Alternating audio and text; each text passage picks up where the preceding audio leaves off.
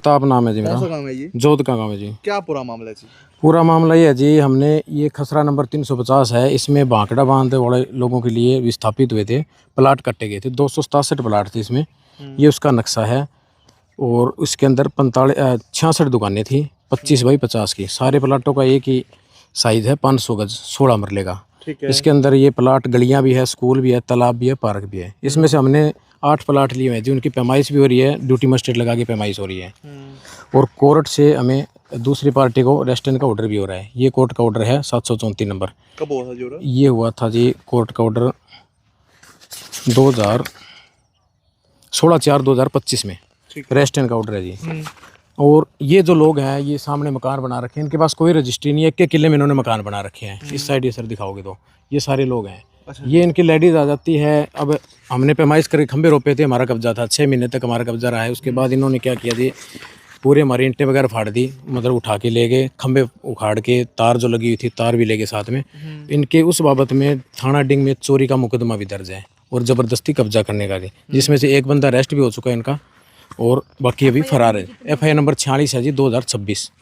एक इनके खिलाफ है, जो सामने इधर कोठी है वो सामने दिख रही, वो पार्क में डाली हुई है कोठी उन्होंने। उन्होंने फर्जी स्टिक करा रखी है यहाँ 8 प्लाटों की। अच्छा। उनके ऊपर FIR दर्ज हो रही है चोपटा थाना में। आ जाओ भाई।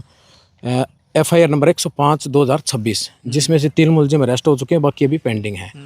अब जब हम यहाँ पे आते हैं तो ये हमारे साथ झगड़ा करते हैं, गाली गलौज करते हैं। अब हमारे सारे ईंटें वहाँ रख दिए इन्होंने। अब तो चलो पुलिस ने रिकवर कर लिया उनसे, लेकिन ये सारे अब खेती कर रखी है। ये रिहायशी इलाका है सारा, इसमें प्लाट कटे हुए हैं, स्कूल है, पार्क है, गलियाँ हैं सारी। इन्होंने गलियों की पैमाइश हुई थी, वो भी खंबे सारे पाड़ दिए और कंप्लीट में इन्होंने खेती कर रखी है ज़बरदस्ती। इस बाबत हमने DC साहब फतेहाबाद के अंडर में आता है, DC साहब को बहुत बार 50 बार दरखास्त दी है। उसकी दरखास्त की ये देखो सर कॉपियाँ सारी, इनकी खेती रुकवाने के बाबत भी, इसका ततीमा कटवाने के लिए भी, और दोबारा पैमाइश करने के लिए। दोबारा ना तो पैमाइश हो रही, ये सारी दरखास्तें सर ये पैमाइश की हैं, ततीमा कटवाने की है। कम से कम 100 दरखास्तें DC साहब फतेहाबाद को दे रखी है, DC सरसा को दे रखी है। अब ओवरऑल मामला कहाँ पहुँचा? ओवरऑल मामला DC साहब हमारी कोई सुनवाई नहीं कर रहे। और अब जब हम कल हमारे प्लाटों पे ये ट्रैक्टर खड़ा, हमने ईंट डालने की कोशिश करी तो इन्होंने हमारे साथ गाली गलौज करी। अब ट्रैक्टर हमारा कल से ही खड़ा है, ना तो ट्रैक्टर जाने दे रहे। हम थाने में गए थे, अब थाने में गए, वापसी वहाँ से थाने से आ गए। पहले बोले जी हम ट्रैक्टर ले आने दें, कोई दिक्कत नहीं। अब यहाँ आते हैं तो लुगाइयाँ आ जाती हैं इनकी, 15-20 इकट्ठी हो गए। आदमी 1-2 आदमी है वो आ जाते हैं, कुछ लोग ये फरार हैं। FIR 420 की भी है, जबरन कब्जा करने की भी है, फिर भी हमें हमारे प्लाटों पे भी नहीं जाने दे रहे। एक पुरुषार्थ कमेटी बना रखी है, पुरुषार्थ कमेटी ने ही वो फर्जी रजिस्ट्रियाँ करवाई थी। और ये जब फतेहाबाद में कन्विंस डीड होती है इनकी, तो वो कन्विंस डीड में पुरुषार्थ कमेटी गवाही मांगते हैं, और फिर भी हमारी कोई सुनवाई नहीं हो रही। ना DC साहब सिरसा के पास हो रही, ना DC साहब फतेहाबाद के पास हो रही।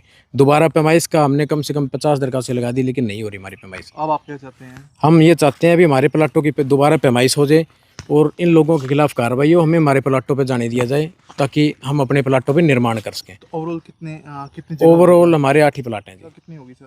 500 गज का एक प्लाट है जी।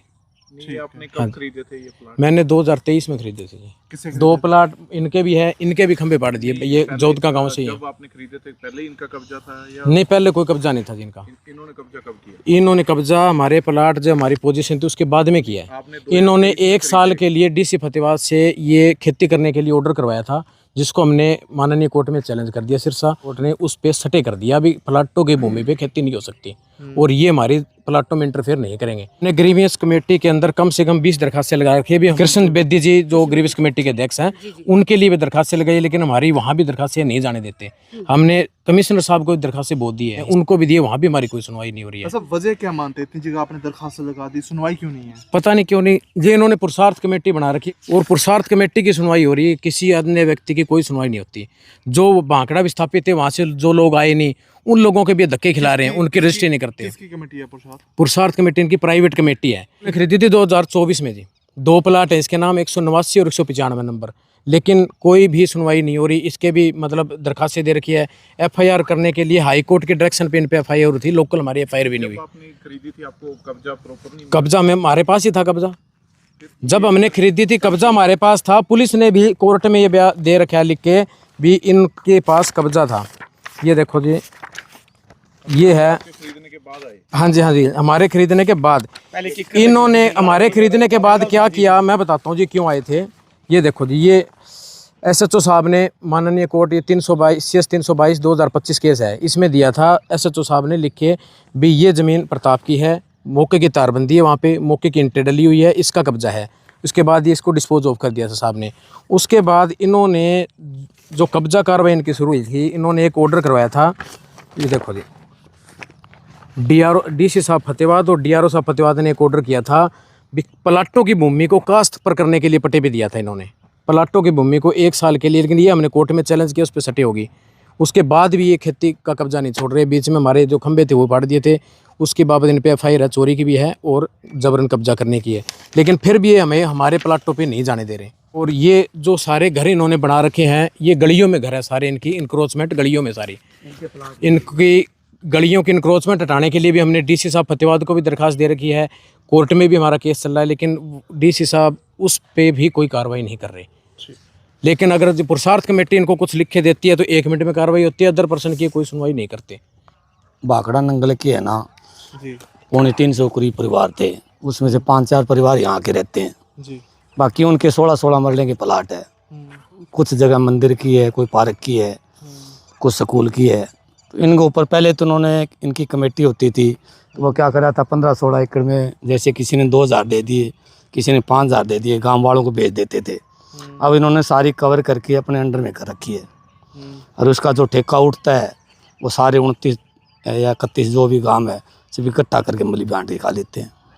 ये BBM नगर तक का तो उसका हाँ, कमीशन कमीशन तब जाता किसी है की जिसका। सुनवाई नहीं होती। कोई सुनवाई नहीं करता इसकी। तो वजह क्या ये मानते हैं प्लाटों की कि जमीन है, इस पे एग्रीकल्चर हो ही नहीं सकती। तो बजट यही हो गया ना जी, इसका बड़ा ठेका उठता है मेरे ख्याल में लगभग 2-2.5 करोड़ रुपए उठता होगा साल का। ठीक है। तो वो सारे मिल बांटे खाते हैं, फिर जो पैसा मिलता है बोलता फिर कौन है। करना था ये लोगों की ज़मीन है, वो ज़मीन भी बेच गए यहाँ पे। उनके प्लाट है, इनके तो है नहीं कुछ।